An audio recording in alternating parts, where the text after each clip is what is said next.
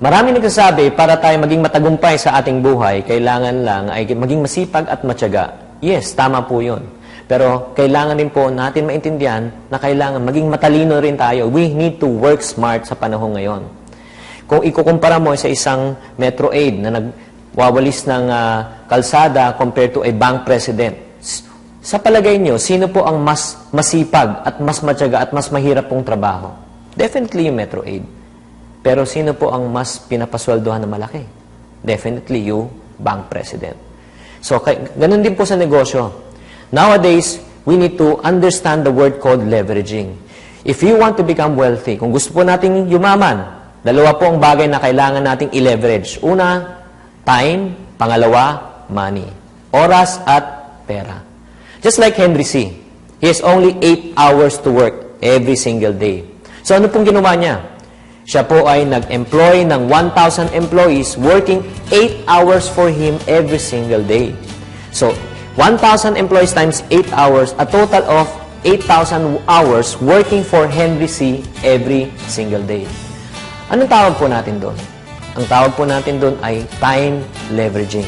Ginagamit ni Mr. C ang oras ng ibang tao para siya ay makinabang. Number 2, kung gusto mo po natin gamitin ang money leveraging principle, you have 35 million pesos in the bank. Ilagay mo sa time deposit. It gives you an annual income of 10% interest per annum. More or less, kikita po tayo ng 3.5 million pesos every single year na walang ginagawa. Yan po naman po ang tinatawag nating money leveraging. You allow money, o pera, ang nagtatrabaho para sa iyo. If you have this combination, yung tinatawag natin time and money leveraging, ay yayaman talaga tayo. Ano naman po ang relation yan sa relational marketing? Sa relational marketing, we also work on the same business model. Halimbawa, it starts from you. Nag-invite ka ng 5 tao. Yung 5 times 5 will become 25. 25 times 5 will become 125 times 5, 625. Pag tinotal mo po lahat yan, that's a total of 781 people in your entire team or organization. So, 781 people times 8 hours part-time, more or less, that's around 50 plus thousand hours working for you every single week. Kasi lahat ng mga effort ng mga tao, yung mga oras ng tao, papasok yan sa'yo eh. Ang question, makikinabang ba tayo sa relational marketing? The answer is yes. Yan po naman ang tinatawag nating time leveraging. Let's say naman, the same group of people, 781 people, mag-invest po sila ng 10,000 pesos each sa negosyo.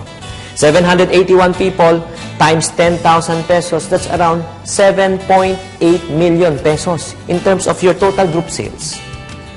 In relational marketing, you get a certain profit. Meron tayong porsyento sa buong group. Let's say, bigyan tayo ng kumpanya ng 10%. Ano naman po ang 10% ng 7.8 million? 10% of 7.8 million is 780,000. Question mga kapatid, sino po naglabas ng 7.8 million? Kayo? O lahat tayo naglabas ng tigta 10,000, group natin naging 7.8 million. Hindi tayo nagpautang, wala tayong risk. But the difference is, you get a certain percentage sa buong group. Imagine nyo po, 10,000 ang linabas mo, ang bumalik sa atin is how much?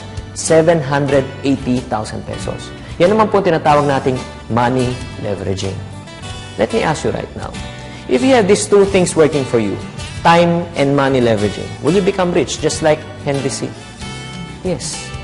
So that's the reason why mga kapatid, there's a lot of wrong perception, especially when you talk to traditional business people.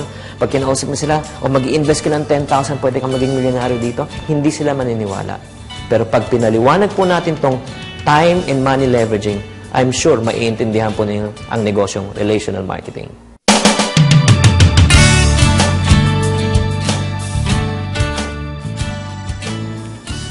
Marami pong tao nagkakaroon po ng wrong impression about this industry. Maraming ayaw sumali sa ganitong negosyo. Bakit? Sinasabi niya na yung mga tao lang sa tuktok ang kumikita, yung mga tao na sa ilalim ay hindi pong kumikita. That's a wrong perception. Halimbawa, ipapaliwanag po. Just like Henry C., the owner of Shoemart, remember, he hired 1,000 employees, nagkatrabaho para sa kanya. My question is, will the 1,000 employees under him have an opportunity na kumita na mas maraming pang pera o malaki pang pera kay Mr. Henry C? Definitely, the answer is no. Because he's the boss, he's the owner. And no one can make more money than the owner. Unlike in relational marketing, the one on top, yung nag-invite po sa inyo, yung sponsor nyo, will not necessarily make more money than you. Halimbawa po, hindi pong sinasabi na porket nauna siya sa'yo, mas malaki ang kikitain niya. Again, that's a misconception.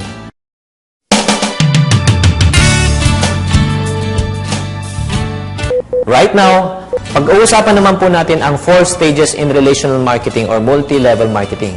Ang first stage po na tadaanan po natin dito, you become a student. Kailangan maging estudyante muna tayo.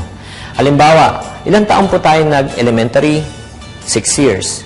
Nag-prep or kindergarten, another 2 years. Nag-high school, another 4 years. College, another 4 years. More or less, it took us mga 16 to 17 years bago tayo makagraduate.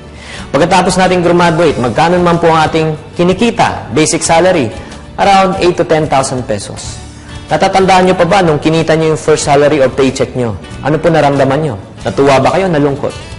Diba? Natuwa tayo at feeling po natin, mabibili na po natin ang buong mundo. And after several months, come to realize yung 8 to 10,000 pesos po natin ay hindi sapat. Ganun din po sa negosyong relational marketing. Pag tayo po ay sumali sa negosyo nito, ay may learning stage pa, may learning curve. Kaya, wag po tayong magmamadali na kumita sa negosyo to. Some people kasi may maling perception eh. Pag sign pa lang ng application form, ang unang tanong, magkano lang kikitain ko? Diba? Sana ang checking ko.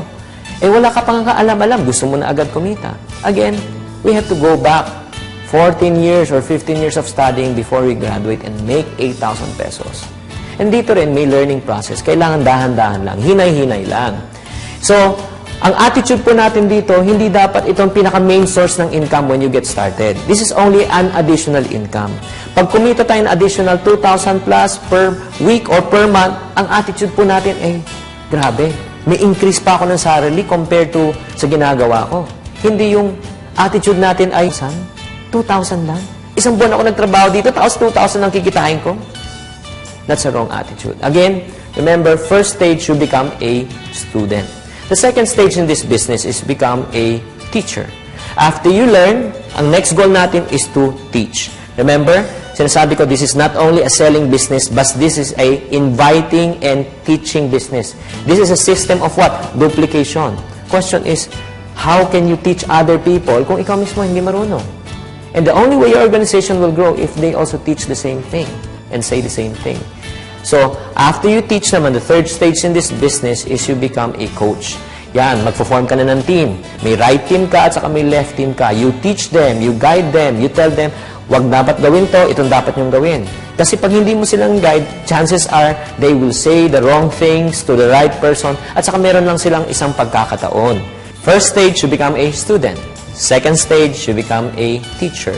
Third stage, you become a coach. And the final stage, you become a motivator or a mentor.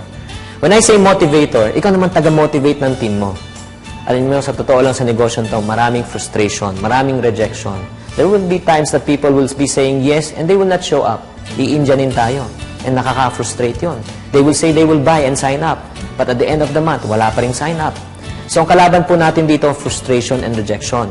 So, bilang mga pinuno sa negosyo to, kailangan natin i-motivate sila. We should encourage them and tell them, do not quit.